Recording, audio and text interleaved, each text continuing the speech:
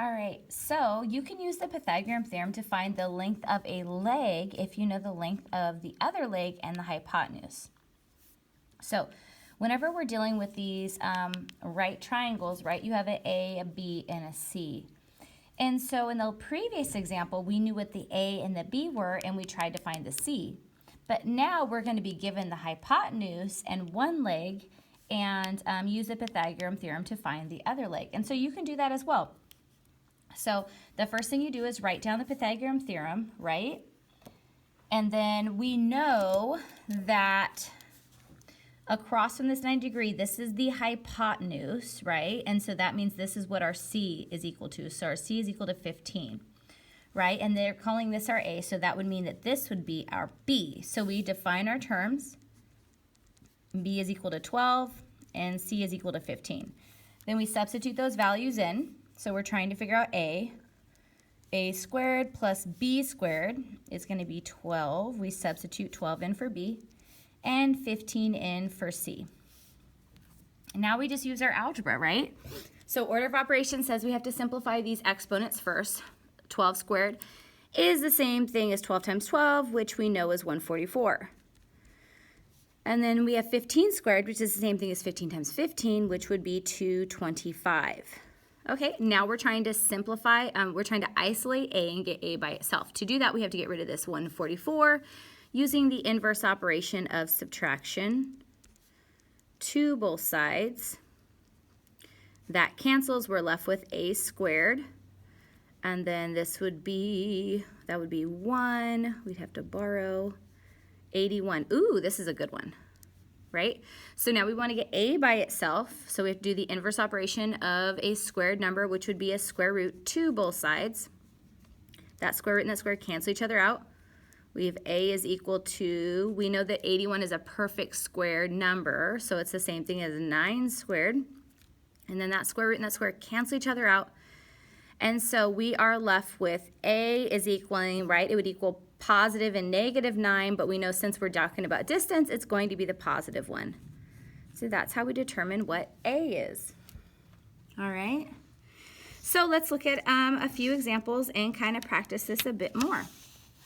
So example 2, we have finding the length of a leg in a right triangle.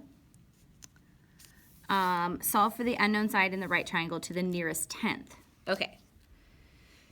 So we have here, we have a right triangle, so we know that we can use that Pythagorean theorem. A squared plus B squared equals C squared.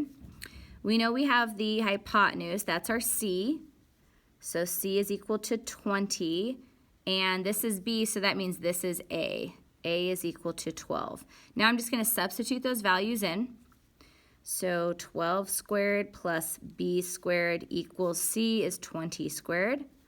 Let's go ahead and order of operations says we do the exponents first. So 12 squared is the same thing as 144 plus B squared equals 20 times 20. 20 squared is the same thing as 400.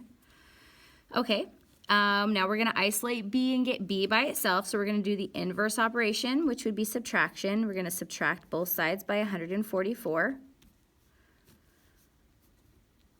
And what do we have? 3, this is 9, that's 10. So that would be 6, 5, 2, 256. And I think that is a perfect squared number as well. Woohoo! Okay, so we want to get B by itself, right? It's B squared. That squared means it's not by itself, so we have to get it by itself. So we're going to do the inverse operation of a square, which would be a square root.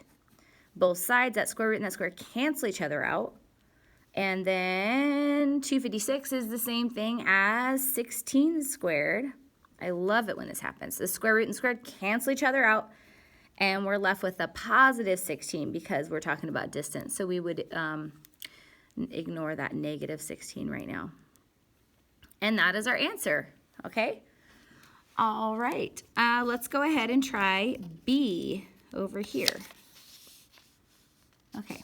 So we have a right triangle again. I think I'm going to change up my color. I need some blue in my life. Okay, so we know that we can do the Pythagorean theorem. A squared plus B squared equals C squared. Now we just need to define our terms. We know that directly across from that 90 degree is our C. So C is equal to 18. And this is A, which means that's B. B is equal to 12. Okay, then we just substitute the values in.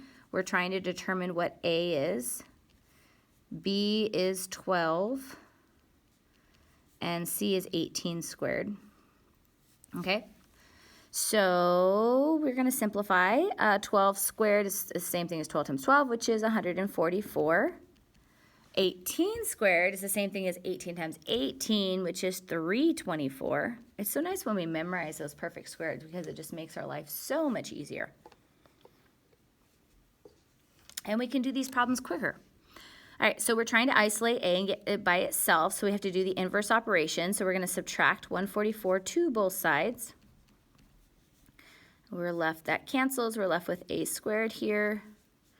This ends up being 0. That is 8, and 2 take away 1 is 1. So 180, all right. Okay, so what are we going to do? What are we going to do? What are we going to do? We are going to get A by itself, so we have to do the inverse operation of a square, which would be a square root. To both sides, that square root and that square cancel each other out. We're left with A. Oops, sorry about that. Which is great. Now, we want to try to put this in exact form, so we need to cancel out any squared numbers if there are. Now, I know that there are some squared numbers in here. I'm pretty sure 9 goes in here. I just don't know how many times. So let's see here. I'm going to go to the side here. 180. And 9 goes in there. Okay, 2 times. What would that be? 0, drop it down, and 0. Okay, so 20 times. Okay, so I know that this 180 is the same thing as the square root of 9. And I also know 20 is the same thing as 4 times 5, right? And 4 is a perfect square as well. So what that means is 9 times 4 times 5 is the same thing as 120, okay? But I have these perfect squares here. So I'm just going to go ahead and rewrite that. I know that 9 is the same thing as 3 squared, and 4 is the same thing as 2 squared. Square root and squared cancel each other out. Square root and squared cancel each other out. I am left with 3 times 2. 3 times 2 is 6. Square roots of 5. And so that is my exact answer, 6 square roots of 5 in exact form. But we need to say what the it is to the nearest tenth. So I'm going to take my calculator right here and figure out what the square root of 180 is to the nearest tenth, which means it would be, this is the tenth, you would round, but you can't round it up, so it just stays the same.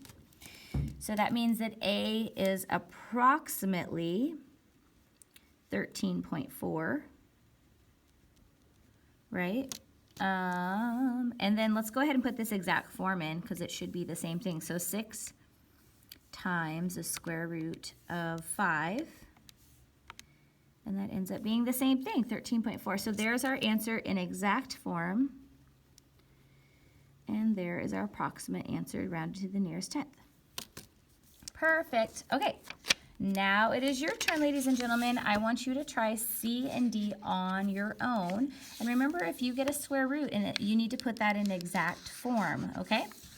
So C and D, where's my friend? Here's my friend, the pause dragon. Remind you to pause your device. Go ahead and work out C and D. When you get done, press play and we'll talk about it together. All right, see you in a bit. You can do it.